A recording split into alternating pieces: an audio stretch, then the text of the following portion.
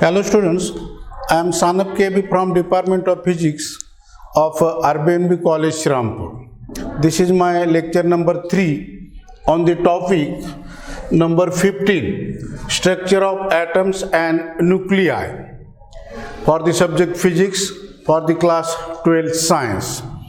In previous lecture, we saw about the Bohr's atomic model and we explained that 3 postulates, that is postulate number 1, postulate number 2 and postulate number 3. Again we saw about the expression for radius of Bohr's orbit and expression for energy of Bohr's orbit. Okay. Now we also explained that the energy level diagram for a hydrogen atom and some important definitions concerned with that one, and we obtain that Rydberg's formula. And now today we are going to see some limitations of Bohr's model, that is article number 15.63. Now in that Bohr's model explains only the line spectra of hydrogen atom only, means explanation of line spectra for other atoms could not explain with the help of this Bohr's model, means there are again some spectra of different components that cannot explained with the help of this theory. Then second one, the intensity of that emission line spectra, means there is a difference intensities of this line spectra and that not explained why they are different intensities for line spectra. And third one, there is no theoretical side to explain these 3 postulates of Bohr's theory. These are main 3 limitations of this Bohr's atomic model. And now we see the next article, that is de Broglie's explanation, that is a 15.64.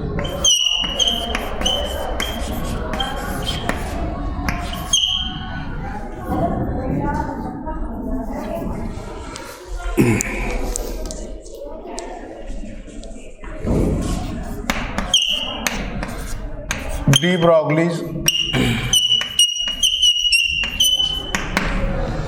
explanation.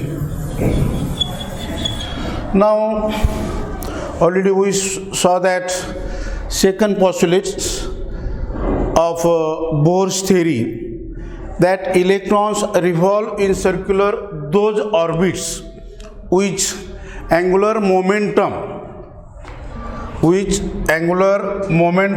is integral multiple of, that is mvr is integral multiple of h upon 2 pi, where n is equal to 1, 2, 3 and so on.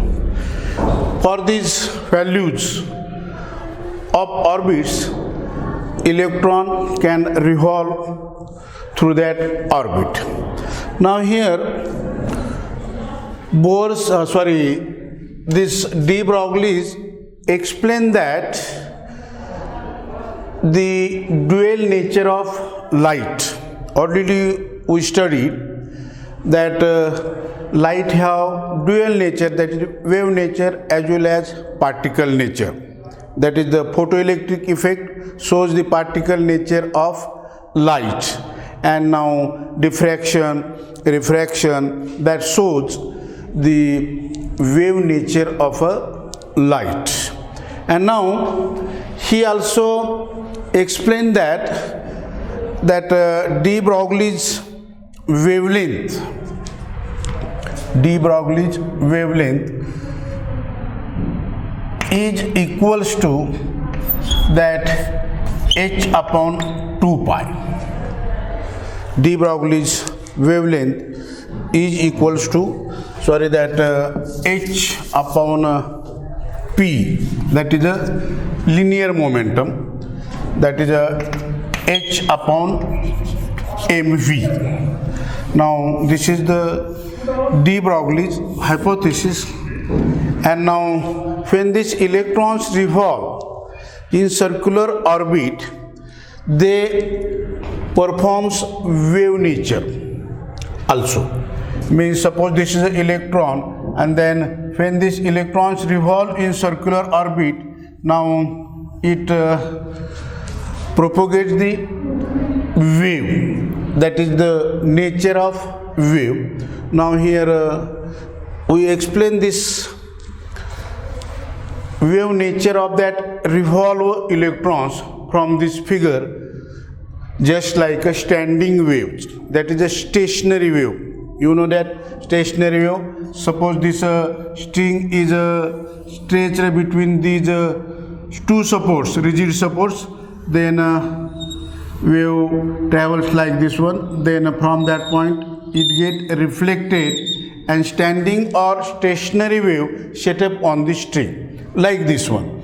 And like this one, when this electron revolving in a circular orbit, that performs that standing wave or vibrations in a pipe. Already we studied that in a resonance experiment and so on. Now here see the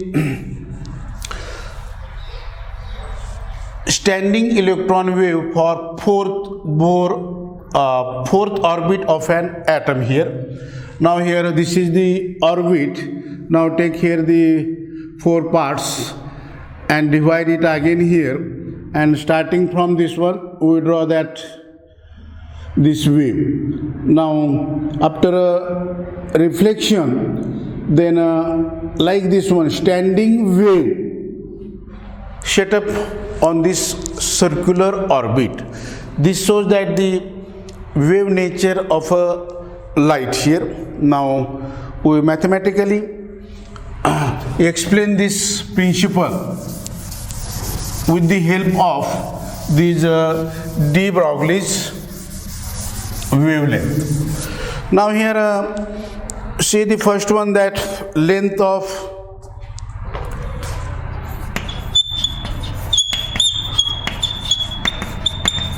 first orbit is equal to that 1 de Broglie wavelength. 1 de Broglie's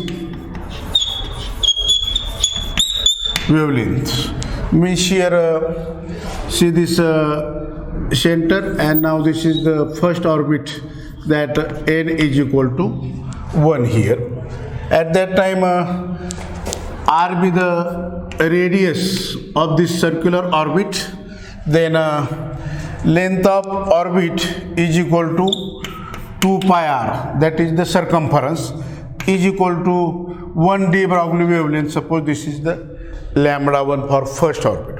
Now here for nth orbit we get the nth orbit. Now this length of that nth orbit will be 2 pi r n is equal to n lambda n, where n is equal to 1, 2, 3 and so on.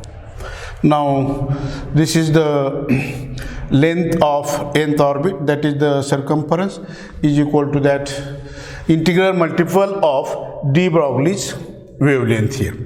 Now from this de Broglie's hypothesis we obtain this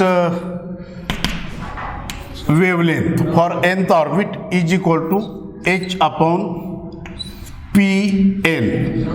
P is the linear momentum, h is the Planck constants, and lambda n is the de Broglie's wavelength here. Now we write this equation as h upon that linear momentum mv n for nth orbit.